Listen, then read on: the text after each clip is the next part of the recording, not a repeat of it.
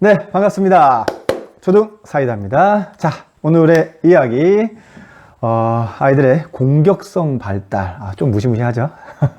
자, 공격성이라 일단 용어부터 정의하고 가겠습니다. 단순히 누군가를 때리는 폭력성보다는 좀 더 포괄적인 그런 내용이죠.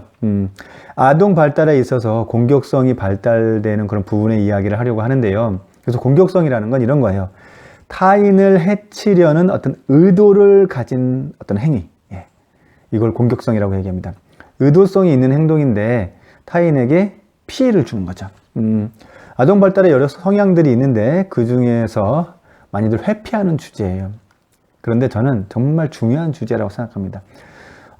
사실 공격성이 발달한 아이들은 학급의 한 10% 정도 됩니다. 보통 이제 10% 정도 되는데 그 10% 소수의 공격이 학급에 미치는 영향이 꽤 큽니다. 그래서 중요합니다.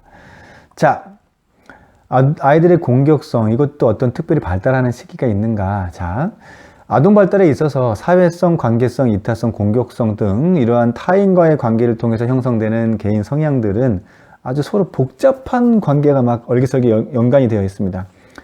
몇 살에는 사회성, 몇 살에는 이타성, 몇 살에는 공격성 이렇게 구분하기는 매우 어렵고요. 굳이 시기로 나누자면 사실 초등 이전에 이런 발달의 성향들이 거의 형성이 다 돼요. 초등 시기는 방향을 전환 또는 보완하는 거의 마지막 시기라고 보시면 됩니다. 이런 성향들은 어떤 시기로 구분을 하기보다는 욕구나 욕망적 차원에서 바라봐야 돼요. 자, 오늘은 어떤 요인들에 의해서 공격성이 발달하는지 또 아동기의 공격적 행동들을 어떻게 지도해야 되는지에 대한 이야기 한번 해보겠습니다. 기본적으로 공격성은 나의 어떤 욕구나 욕망이 간섭이나 방해를 받았을 때 생깁니다. 특히 어떤 욕구가 좌절되었을 때 공격적 충동이 일어나는데요. 욕구 좌절과 공격적 충동, 이 사이에 어떤 조절감을 갖게 하느냐가 아이의 공격성 발달에 중요한 변수가 됩니다. 자, 누구나 자기의 모든 욕구를 다 이렇게 충족하면서 살 수는 없죠. 욕구가 좌절될 때마다 이제 공격 충동이 일어나고 이때 제어를 못하면 상황이 좀 심각해질 수가 있는데요. 자, 사실 3세 미만까지는 안정애착이 정말 중요해요.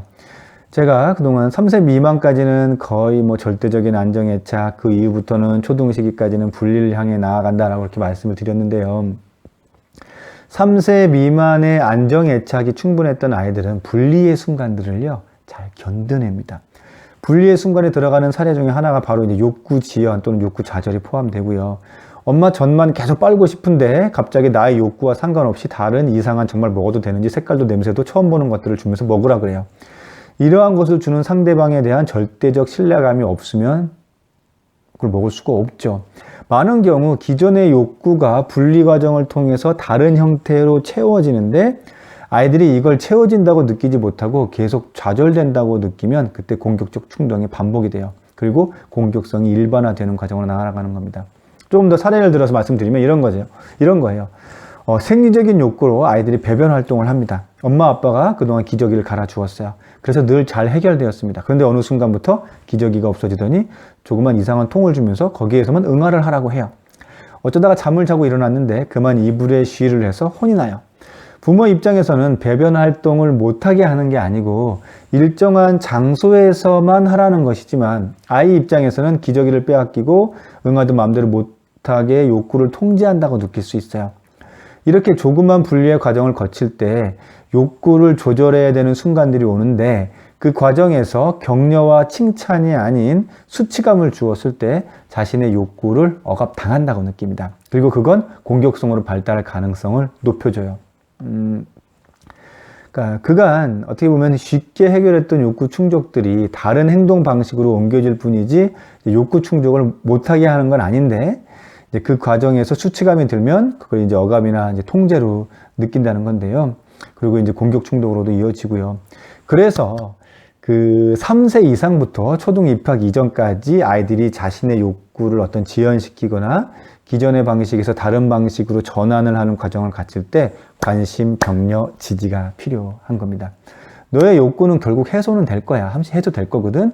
근데 잠시 지연된 거고 방법만 좀 다르게 해주는 거야 라고 인지하게 해 주는 것이 필요하죠. 더불어 이제 성취감까지 그렇게 되면 얻게 돼요. 반대로 이 과정에서 아이에게 억압이 느껴지고 수치감을 느껴지면요, 아이들의 성취감도 또 낮아집니다.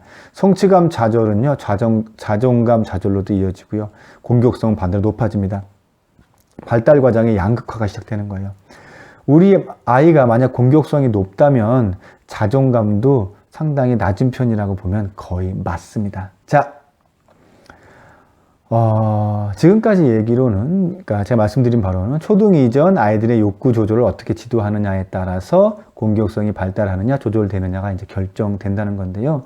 그런데 이미 이 채널을 보시는 대부분은 자녀가 초등학생이잖아요. 그렇죠? 그런데 공격성이 높다. 그럼 어떻게 해야 되는가?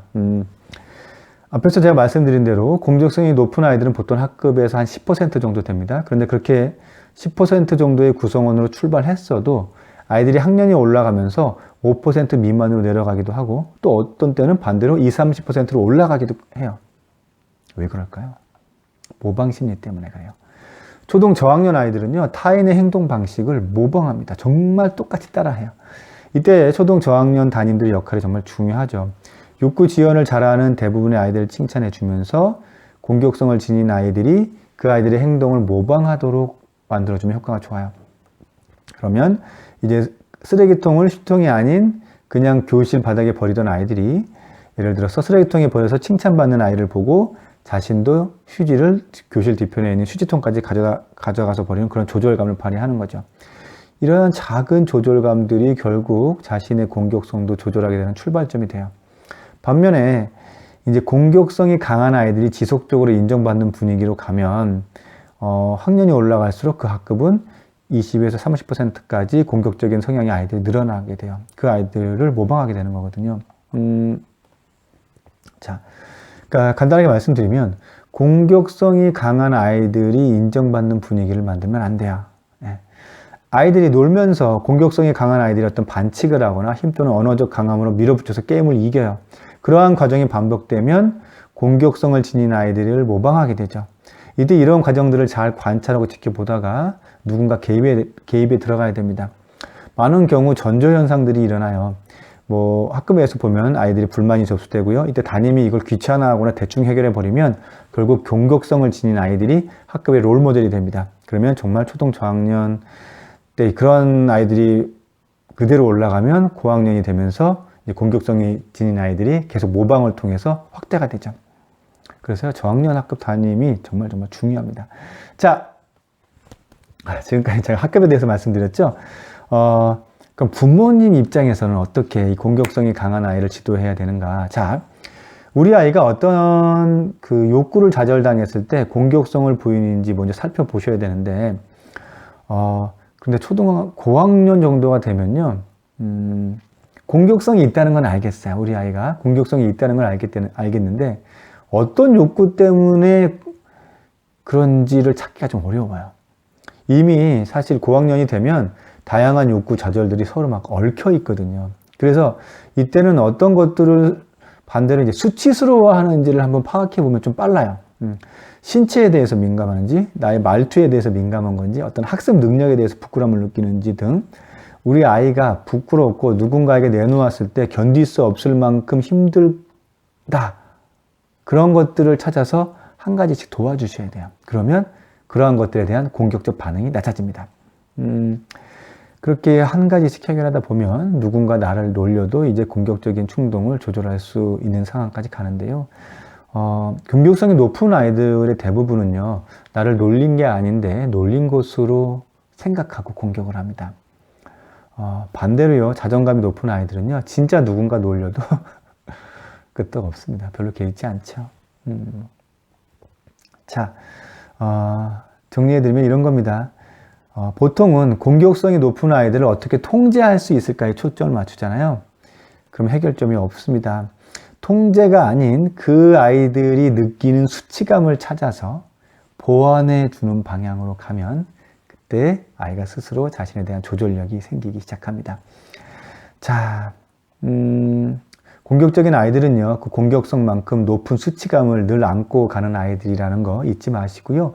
그들이 공격적인 이유는 자신의 수치심을 자꾸 들춰내는 상황들을 만들고 싶지 않거나 감추거나 드러내지 않으려는 아주 강한 돌발적인 저항이라고 보시면 돼요. 미취학 아동들 욕구의 지연 및 조절 순간들이 아낌없이 격려해 주시고요. 취학 아동들 중에서 공격성이 강하다면 그 아이의 수치심을 꼭 잘 살펴봐 주셔야 됩니다. 그리고 모방할 수 있는 좋은 모델링 부모가 직접 되어 주시고요. 많은 아동 발달학자들이 공통적으로 말하는 것이 있습니다. 3가지 부모 형태가 아동의 공격성을 높인다고 해요. 독재적인 부모, 방임적인 부모, 일관성이 없는 부모입니다. 이 중에 한 가지라도 걸리신다면 꼭 부모님들부터 행동 수정 부탁드리겠습니다. 자, 초등사이다는요, 초등학 부모님들과 함께 합니다. 화이팅입니다.